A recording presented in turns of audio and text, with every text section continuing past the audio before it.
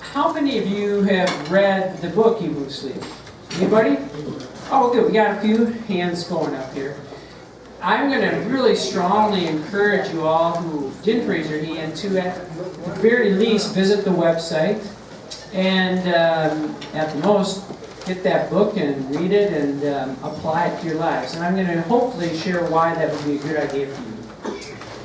Eat, Move, Sleep is a book written by author Tom Rath. Tom Rath is a man who I had the good fortune of meeting. I'm a Gustavus graduate, and in my role as a graduate, I was able to participate in the National Advisory Board for Wellness for Gustavus. And in that role, that capacity, I got to meet Tom Rath. He wrote this book, Eat, Move, Sleep, which is a really excellent sort of platform to improve one's health and well-being. Tom Rath has been described by Fortune 500 leaders as one of the greatest thinkers of our generation.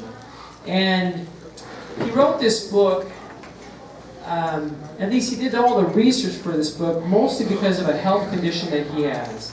He has a disease called von Hippel-Lindau syndrome. We all in our bodies have genes. There's one gene that suppresses tumor growth. But if you happen to be one out of every 4 or 5 million people alive who have this von Hippel-Lindau syndrome, you lack that tumor suppressor gene, which means your body produces tumors. When he was 16 years of age, he was playing basketball on a basketball court, and he started seeing these black dots, kind of shadows, almost like a basketball-shaped thing. And he eventually found out he had cancer in his retina. And he eventually, after that, found out that he had this disease. He is therefore faced with a life of cancers, recurrent cancers, a variety of cancers. He has been through chemotherapy many times. But he didn't want to be a victim. He didn't want to be somebody who just gave in to these cancers. He took a year off from his work with Gallup and researched just general health, well-being. What can I do with this disease to be the healthiest person that I can be? He researched thousands of articles, and his book, Eat, Move, Sleep, references over 400 of those journal articles. And the nice thing too, he's got a website which I would encourage you to go to. On that website, you can access any of those 400 articles, 400 plus articles that he utilized to help give the information, the tips for eating, moving, sleeping. Each chapter in this book reads about 7 to 10 minutes. Each chapter has 3 simple take-home points. They're very practical, very easy to apply. Some of them you'll just shake your head, yeah, I do that, or yeah, I understand that. Some of them, though, will be novel and a great idea for any of us to apply. By applying these things to our lives, we can improve our health. There's no question. The subtitle of this book is How Small Choices Can Lead to Big Changes. And that is exactly what it is. It does not take major things to improve your health majorly. Small choices, big changes. That's what this is all about. Tom Rath, some of you maybe have heard of Strength Finders or Strengths Finders. Anybody in here familiar with that? A few people. Strengths Finders is somewhat similar to Myers-Briggs, where you answer a bunch of questions and from that come up with a profile.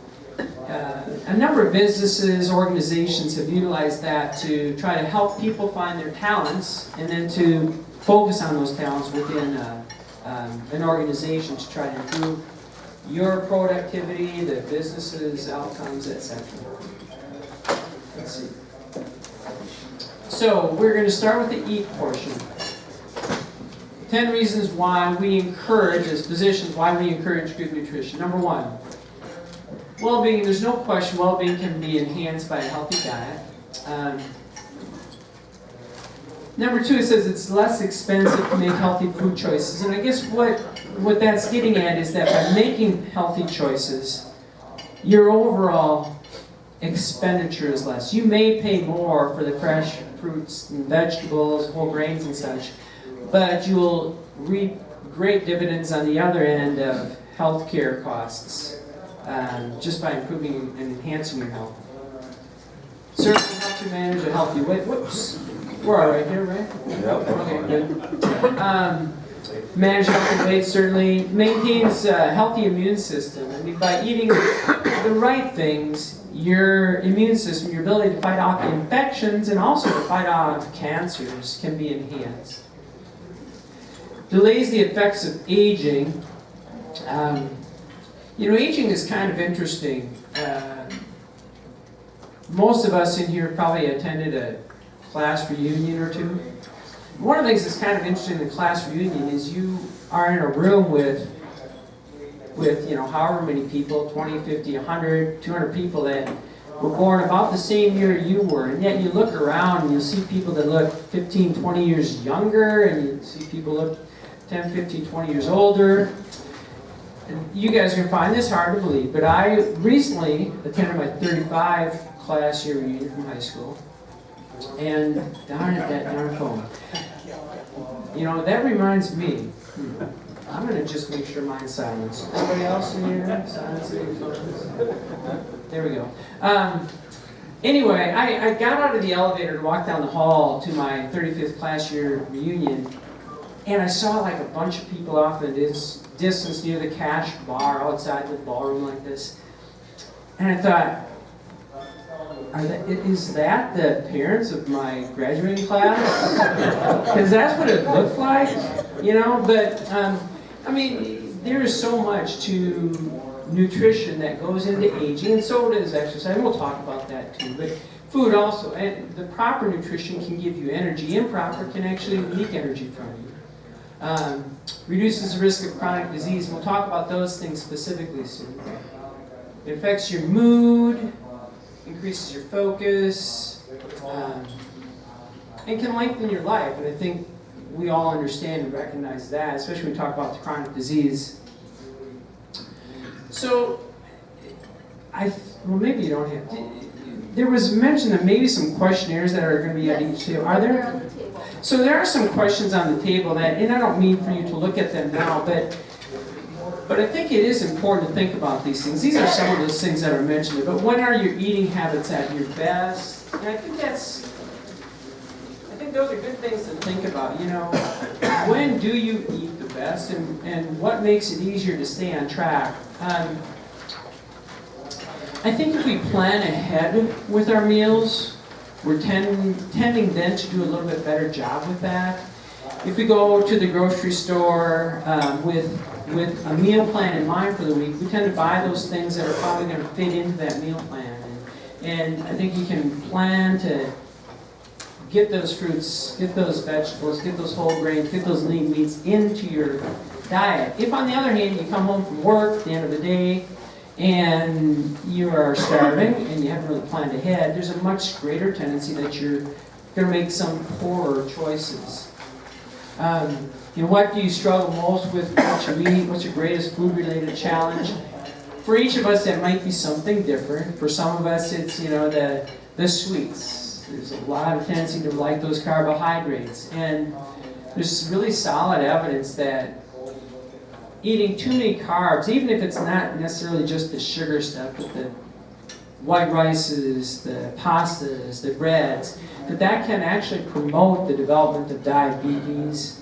And also, it just doesn't necessarily allow you to feel as well as you do after you maybe eaten that, kale and other green salad and throw in some nuts and some berries and such. There's a very significant tendency to feel much better, much more energized after you eat better choice foods than those worse choice foods. One of the things Tom Rath mentions in his book is, one of his 3 points at the end of the chapter, one of them is to think about the next time you put anything in your mouth, if this is one of those net positives or net negatives. And it doesn't, maybe not everything is quite that simple, but I think it makes a great point, that is that anything you put in your mouth is going to affect you. Okay, and so think about it. Is this something I really want to be eating? Do I want to have this bag of chips? Do I want to have this can of pop? Could I be making better choices right now and in the end feel a lot better? So when do you struggle most with what you eat? I think when you haven't planned ahead, when you haven't thought about it, what's your greatest food-related challenge? And when I get done doing my monologue, which is something I'm sure none of us want to hear, but when I get done with this, I want to open it up. And so think about these things. If there's things that you have, comments that you have, I'd love to hear them, questions as well. We'll try to address all of those. So some of the facts. We'll start with this nice picture here, obesity in Minnesota. In the last 20 years, we've not quite, but almost doubled our obesity rate, 15 to nearly 30%.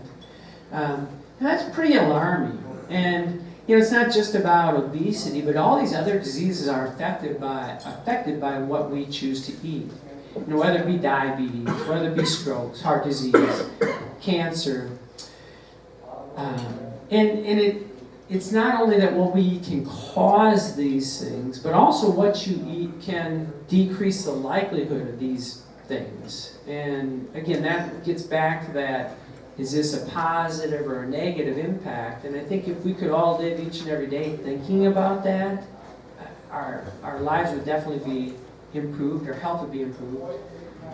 Dental disease, osteoporosis, all those things can be affected by the choices of food that we consume. So, from here on, moving forward, what's one thing you can act on right now to improve your eating habits? There's a movie that, if you go to the website Eat, Move, Sleep, there's access to. It's called Fully Charged. Fully Charged.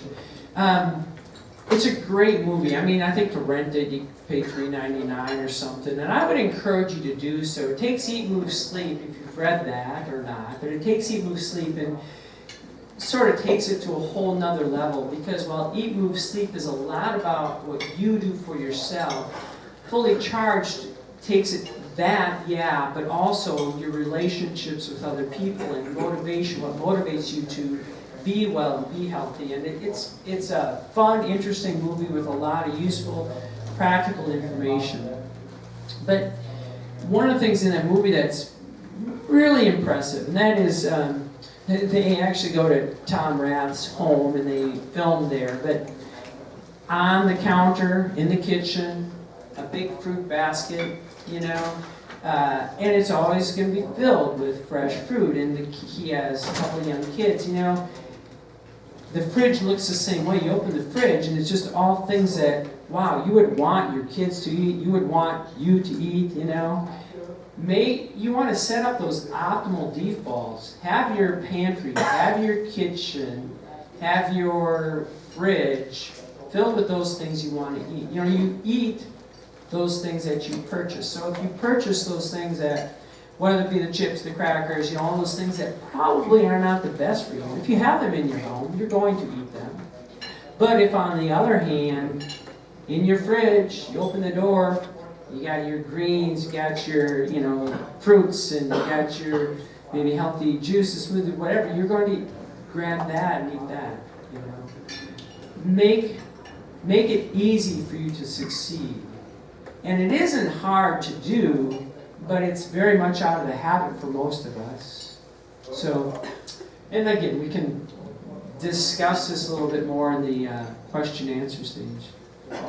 But I do think it's good to think about this, to be, to use a word that's overused, proactive, but to, think about what one thing might I be able to do right now to improve, but also where do I want to be in a year? What can I do to accomplish that?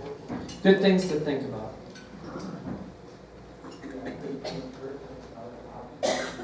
We're moving on to moving.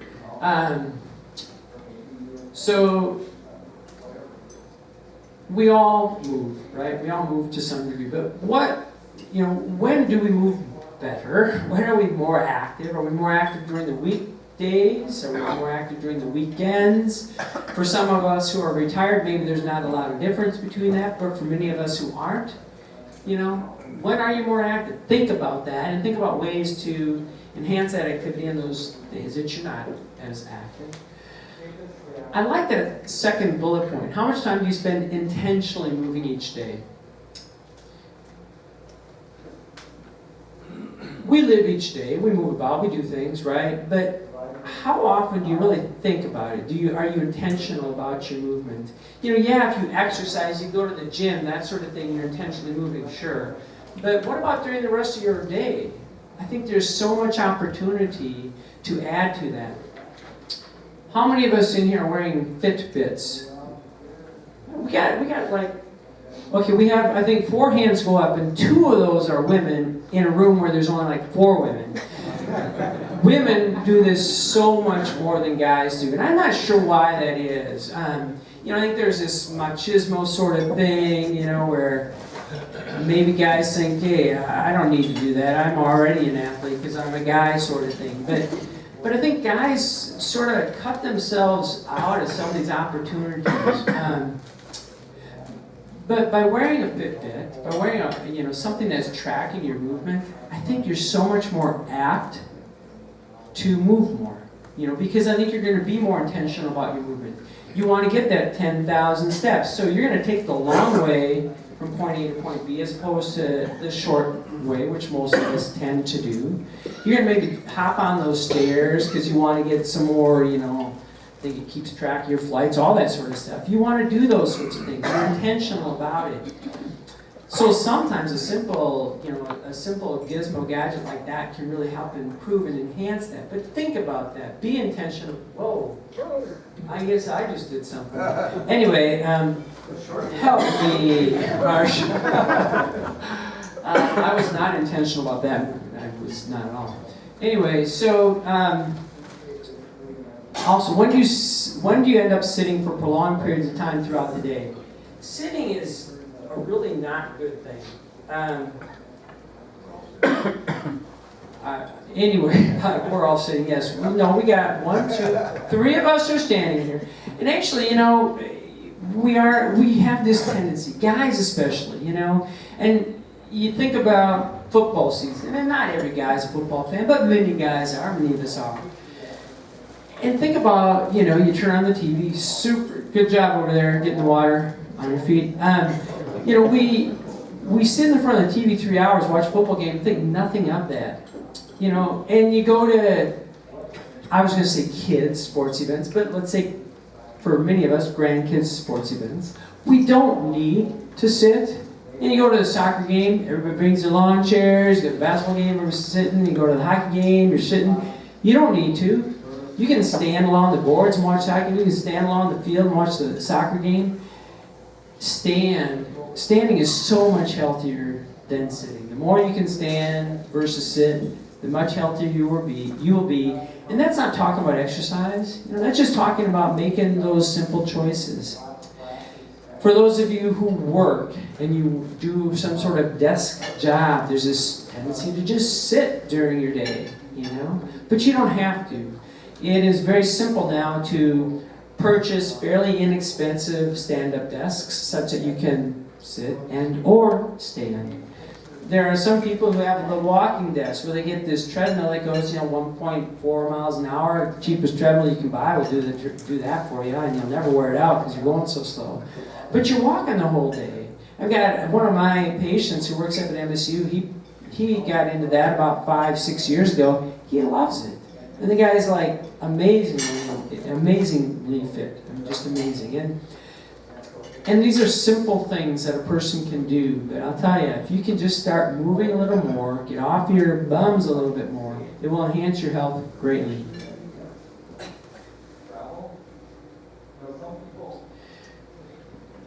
Just as we talked about with nutrition, obviously exercise or moving has a great impact on chronic health issues, including heart disease, strokes, diabetes, depression. Some people don't recognize that, but depression, there's been some pretty significant studies that show if you take patients who are seriously depressed, hospitalized depressed patients, and instead of treating them with medication along with the counseling and such, You have them run. That's what they use for at least one of these studies. Not an insignificant amount, but about 5 miles a day. But in the short term, both groups, medication group, running group did as well. In the long term, the running group did better. Exercise, cardiovascular activity enhances our mental well-being. You don't have to be depressed. You don't have to be, clinically anything to receive the benefits. You can improve your overall mental health by being more physically active. One of the studies that he references, people through a combination of their commutes, their work, and then again getting home, sitting watching TV or whatever, sit 7.7 hours a day, and then you're sleeping however many hours a day. You add that up, there's a lot of sedentary time. And I guess what I was getting to, but I don't think I ever really kind of gave the punchline on the football game, you don't need to sit to watch a game. You can stand. You can stand and watch a football game on TV, We are in such a habit, such a routine that we sit. I'm on our one of the boards at the Mankato Clinic, and we have meetings every couple of weeks. And, what do you do at meetings? You sit around a table and you talk. And maybe you can tell because I can't stand still here, but I have a hard time sitting for very long, sitting still for very long. So I've started standing at the meetings, and other people do that too. I go to my medical conferences and I sit for a little bit, but then I'm up, stand in the back because, I do it partly because I have a hard time sitting still, but there's a great health benefit to it. And even though it's normal, and even though it's the routine to sit when you're at a meeting or to sit when you're at a conference, you don't have to, Get off your bum, stand up. Totally fine, totally welcome. People think you're a little weird. That's okay. It's okay to be weird. I know firsthand.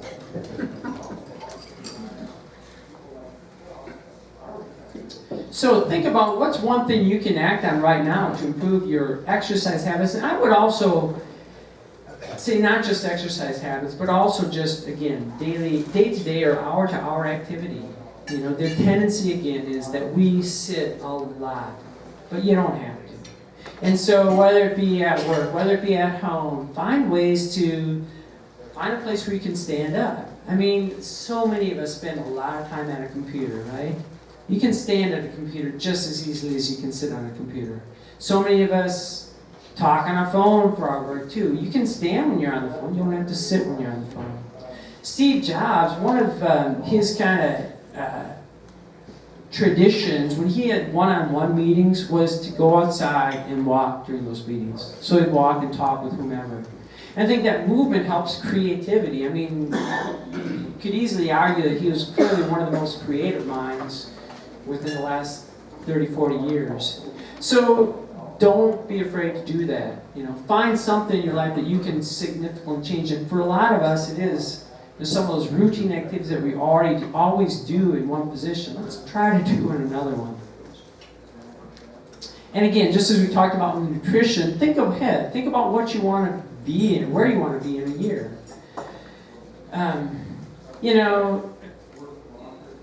I think a lot of people, men and women, don't view themselves as athletes. I think most of us at one time or another maybe felt kind of athletic, but I would argue that all of us are athletes and that we can all take wherever we are right now and improve our health, improve our fitness, improve our well-being. A coach takes athletes and tries to make them faster and stronger and better or whatever it is, but I would argue that any one of you in here can improve, by moving more, by just doing more, and by doing so, I think you feel better, you're more energized, you, again, decrease a lot of those chronic health issues that otherwise are a problem. Sleeping, where are you today? Well, many of you in here are already asleep, that you have noticed, and that's one of the things that's kind of intriguing to me, and that is that I remember some days up at Gustavus's library, I could just fall asleep at a drop of a hat. Many of us, if we're sitting in a meeting or at a conference or listening to some boring guy talk like this, you can fall asleep really easily. But when you go to lay down at night, try to fall asleep, it's challenging sometimes. A lot of people do have trouble falling asleep. Think about it though. When do you get your best sleep? And that answer is different for, many of you in here. Think about what activities help you get a sound night of sleep. We'll talk a little bit about that. And then how many hours of sleep you need to feel well rested. There are a number of simple things a person can do to enhance their sleep, productivity. Obviously the exercise, we already kind of talked about that. But exercise, clearly, the more active you are, you think about the last time you did anything really exertional for a day, cutting wood, hiking, whatever, you typically sleep pretty well those nights, Exercise does help. There are simple things too. You can, you guys are probably pretty good. It's probably a younger generation that's spending a lot of time on their phones, a lot of time on their computers. Those things are counterproductive as far as trying to enhance your sleep. The last hour before you go to bed, you can really enhance your ability to fall asleep by doing a few things. Dimming lights, getting rid of screens, no TV time that last hour, no texting your friends. Computer time too, that can be detrimental. You want to kind of just slow down. Temperature. If you cool your room by 3 degrees compared to what it typically is, that absolutely enhances your sleep as well. So a colder room, a darker room. Even, and maybe it's because I've learned that, the darkness helps, but I'll tell you, anytime I'm in a hotel and they got these, either whether it's the phone that has the red light that's glowing or the clocks that have the, letters that you can probably read from 8 miles away, I'll always cover those things up with whatever I have, because there is good solid evidence that darkness helps us to achieve a deeper level of sleep, a more productive sleep. You wake up more well-rested and more restored. So getting rid of the extraneous lights that so much permeates our life today can help. Think about those things that sabotage our sleep. And obviously, stress is a huge one. If you got a lot of stuff on your mind, that's hard. And maybe you should be listening to Bob Olson talk about how to get rid of the stress in life. He's next door. I already gave you that opportunity, though. You stuck around. Things that prevent you from falling asleep, keep you up at night. There's all sorts of things. We all have our own things. But again, you can optimize that by doing some of those things we talked about. And then there's this, what's the optimal hours of sleep? 7 to 9 hours of sleep is recommended. One thing Rath recommends in his book is that you increase your hours of sleep by about 15 minutes each night until you wake up feeling well rested. And then that's probably your sweet spot. And it might be 7 hours for some, it might be 8, 9 hours for others, but too many of us, I think, short ourselves on sleep. And shorting yourselves on sleep doesn't pay. It actually ends up costing. If you don't get enough sleep, you don't have the energy, you don't have the productivity, you don't get the things done that you otherwise would get done. Sleep just as important as diet and exercise. And while these bullet points sound simple and all that, as I already mentioned, there is good evidence to back this up, and they are well referenced in Rath's book. I would, again, strongly encourage you to get into that. Regular exercise, it makes it easier to fall asleep. And another thing regular exercise does, that is, the more fit you are, the more restorative your sleep is. So maybe 7 hours isn't maybe your optimum, 7.5 might be, but you only get 7. Well, if you're regular exercising and if you're pretty well fit, those 7 hours are going to give you kind of a more restorative sleep than 8 hours might give somebody who hasn't been taking care of themselves on the fitness side of things. So, again, fitness falls into this as well. And these are all self-reported, but the self-reported there is that you know, a vast majority are, well, more than a third are only getting fair to poor sleep. And people typically sort of overestimate how well they sleep.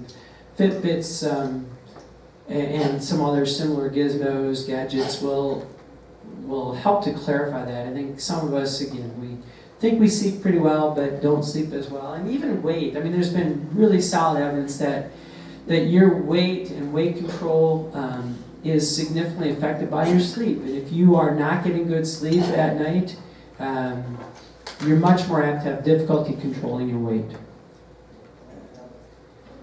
So just as we talked about with the other things too, what's one thing you can act on right now to improve your sleep habits, and then think about where you want to be in a year. I think it's a little less, I think we put a little less emphasis on sleep as we do maybe nutrition and exercise, but I don't think we should. I mean, I think it's critically important. I mean, maybe not quite, but near a third of our life is spent sleeping, so it is an important thing to not disregard.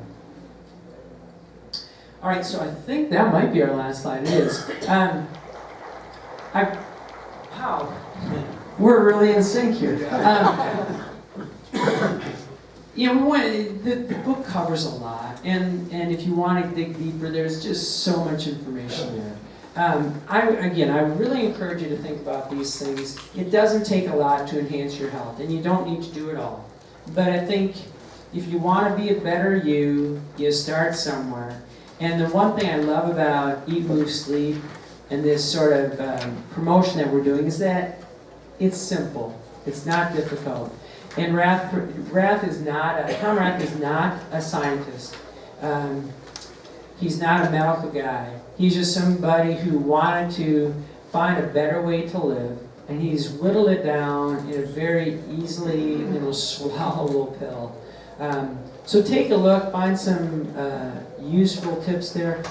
One thing too on his website, you can answer a questionnaire that takes about 10 minutes, and by doing so, for the next 30 days, you'll get one tip a day tailored to you to help you enhance your health. So I'd encourage you to go to that site and check it out. So now I'm going to open it up. I'd like to hear comments, questions, anything like that. We have a few minutes. So, how about taking little naps here and there during the daytime? You know, when you feel like, if I have free time, if I'm feeling a little tired, or I'll just sit down in a chair. I don't lay down. I just sit in a chair, in an easy chair, and read maybe for a little bit, but I fall asleep. And maybe in 15 minutes later, I get up and run around and do things. But then I tend to stay up later at night as well. So. Well, and I think that's one of the reasons maybe it's not the best idea. But on the other hand, there's I can't remember if I think it may have been Eisenhower or not Eisenhower. Someone gave a name, but anyway, I think there are a number of people in history, scientists, who've done that and done that productively. Just take a little cat naps here and there. If you are tired, if that's one way to energize you, fine, great. I think people sometimes make the mistake of then sleeping too long. I think a 10-minute cat nap can be energizing sometimes. I would hope through the rest of this, though, if you can apply the exercise, apply the nutrition, and apply the good sleep at night, that maybe you wouldn't require that. But if you do, fine, make it work for you. The standing and the sitting. Why is the body benefiting from standing and not from sitting? What's going on in the body? That's a good question. I can answer that to some degree, though there's probably more than what I can say. Number one is you're burning more calories. When you're on your feet, you're burning more calories than when you're sitting. When you're walking, you're burning more calories than when you're standing. I think that's one thing. You think about when you are fatigued. If you're sitting, you might fall asleep. If you're standing, I don't think you're going to. I think there's something about that energizes you. You have just more of a distance that your blood needs to travel than when you're sitting to kind of cover the whole body. And I think that that's probably a beneficial thing as well. Yeah, I mean, as I said, there's probably more to it than that, but there's no question that, sitting also, you sit, your body's sort of flexible, your neck's flexible, and so many people have back pain, back aches, I mean, it's amazing how many people I see with back complaints or upper back, neck complaints. A lot of that, I think, is sitting, because our body's flexible. When you're standing, you tend to get a little bit better posture. I think all those things play a role. Great question. We have about 3 more minutes for questions. If anyone has any more? So once in a while on a Saturday morning, let's sleep in. Yeah, did you guys hear that about sleeping in on Saturday morning? One pretty consistent tenet when you look at sleep and the benefits of sleep and such is that you're much better off trying to find that sweet spot for sleep and maintaining that throughout the week as well as the weekend. You cannot really catch up on your sleep. If you deprive yourself an hour or so a night during the 5 days a week, you can't catch up by sleeping 2.5 hours more during the weekend. So if you're talking about half hour here or there, not a problem, but I would probably push it beyond that. Either I answered all your questions or I just did not prompt any thoughts. Yes, go ahead. Talk a little bit about your body clock or circadian rhythm. Sure, so that was a question about body clock, circadian rhythm. We do all have that, sort of set point for wake and sleep. For most of us, it is in sync with the day and the night. People who work, do you have any specific sort of angle? Because there's a number of different angles to go. Are you thinking about shift workers? Or are you thinking Shift workers in particular. Yeah, I mean, that's a challenge. We can help people, somewhat pharmaceutically with that. Our body makes this natural hormone called melatonin, and normally that peaks in the evening hours to overnight hours and tapers off during the day. People who work, I should say that melatonin helps us to fall asleep and to stay asleep. People who are overnight workers and then trying to sleep during the day, they can have a challenge, partly because of that, partly because of the light, the ambient light, and partly because some of them, it's not just, they aren't like constant overnight people work, that is then they get to the weekends, or maybe they work 4 on, 3 off, and then they try to shift to make everything work for the rest of the people in their lives by staying awake during the day and sleeping at night. That is a challenge. It's a major challenge. I mean, melatonin is a relatively harmless thing that can at least help to some degree. We'll sometimes need to treat people with medicines that almost act like a stimulant to help keep them more awake and alert when they are up. But gets a little bit beyond the scope of this. Yes? What's a good standard of eating? How many hours before you eat? Oh, that's a good question. Eating and going to bed. And for a number of reasons, I think the good answer is at least a couple of hours. This day and age, it seems like every other person either has GERD, which is GERD, reflux, or sleep apnea. I mean, there's so much of that out there. But one way to help combat, especially the reflux, where stomach acids get up into your esophagus, cause symptoms, is to not have anything besides water that lasts a couple of hours before going to bed. You don't want to activate those stomach acids, because when you go to bed, you suddenly lost that gravitational sort of advantage that you have when you're up and about. And when you lose that advantage, then yeah, you can end up having that reflux be an issue. But yeah, I would say a couple hours before going to bed, no food, drink is probably a good idea. I know it. Just think about that. Popcorn. And that glass of wine. Well, I would say even popcorn, yes. Though if you can eat popcorn and have no trouble and fall asleep just fine, then you're fine. I think, One more question. Yeah, Bob, my dad lived to 95. He would laugh at all these things on the screen up there. Smoke, drank, No, he sat on the couch all the He time. didn't drink. He was good at it. He exercised. But eating was just totally ridiculous. Now, how can one person work through that and another person might be 60 years old. Well, okay, so that's a great point. So what he's saying is dad lived long life, but he just ate however he wanted to eat, probably a lot of the bacon and, you know, just a lot of not great stuff. A couple things. Number one, you know, probably your father lived in an era where activity wasn't something you had to plan, had to think about. It just was part of the daily routine. And I think that may have helped. And the next thing is that, you know, when it gets down to one individual person, you know, you might have that person who's a heavy smoker, who's overweight, who eats horribly, and lives to 95 and feels great. There are those exceptions.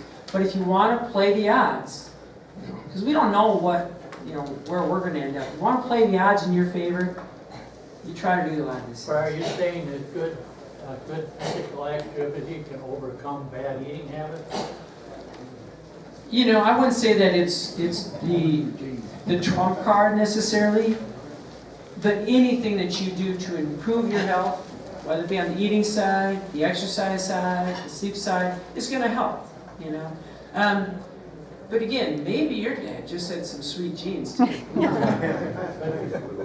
He's a Norwegian. Which looks like you might have the same, right? Thanks you guys so very much, and I think there's a couple other talks coming up, so